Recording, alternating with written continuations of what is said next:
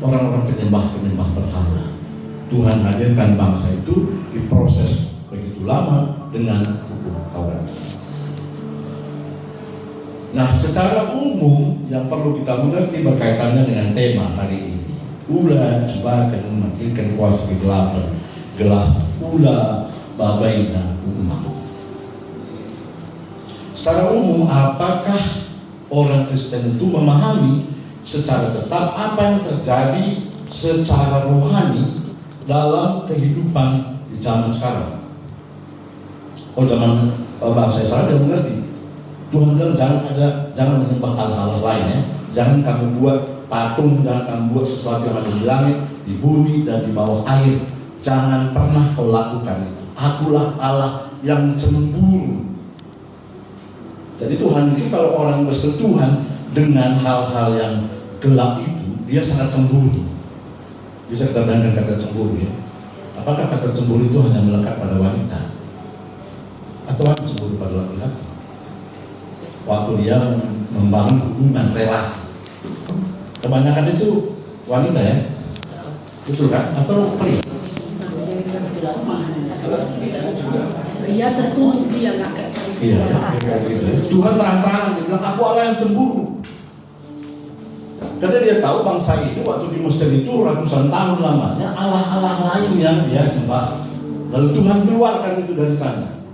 Tuhan keluarkan itu supaya mereka hidup dalam tata aturan yang dibuat oleh Tuhan. Kalau kita baca 10 hukum itu 6 untuk Allah, 4 untuk manusia kan gitu. Tapi Allah menyatakan aku cemburu.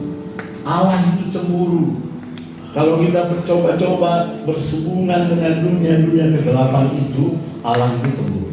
Manifestasi orang cemburu gimana sih? Coba bisa ada yang berbagi? Ada yang cemburu dia bilang kubunuh orang tidak kan? Cekaknya pula dia gitu kan. Ada pengalaman yang seperti itu. Ada dia tahu yang punya pengalaman itu cemburu. Jadi cemburu itu manifestasi kuasa Tuhan loh. Kalau aku belum cemburu dengan Tuhan, udah kucincang kau. Wah, itu dibahas. lah cekak mencari.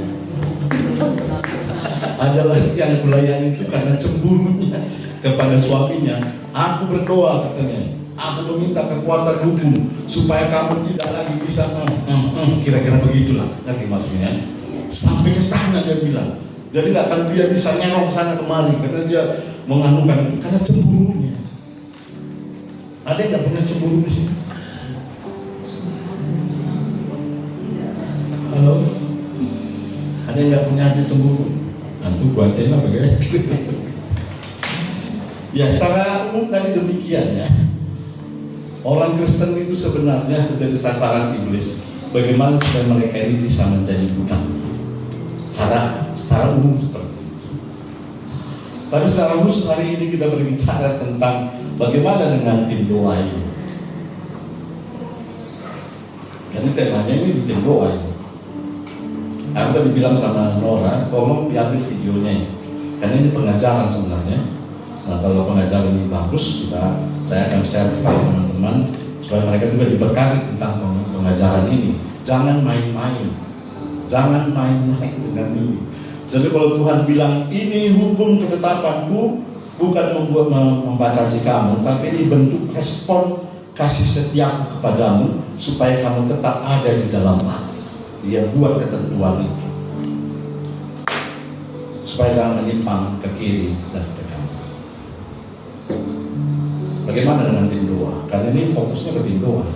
Adakah kita di sini mencoba-coba untuk bersekutu, bersentuhan dengan dunia seperti ini? Tadi Mama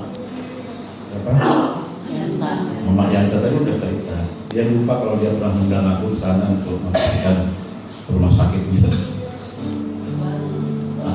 Kira-kira begitu ya. Begitulah. Itu waktu masih gereja di Kayu Ringin ya. Ya betul kan? Seperti itu. Beruntung dia tidak menyentuh dengan hal-hal seperti itu. Padahal kesana itu terkenal namanya Gabus, pusat kuasa kegelapan di Bekasi itu di sana. Dia nggak bersentuhan di sana. Bagaimana kita yang ada di sini? Apakah ada yang mencoba-coba untuk itu? Katakanlah sejujurnya, ada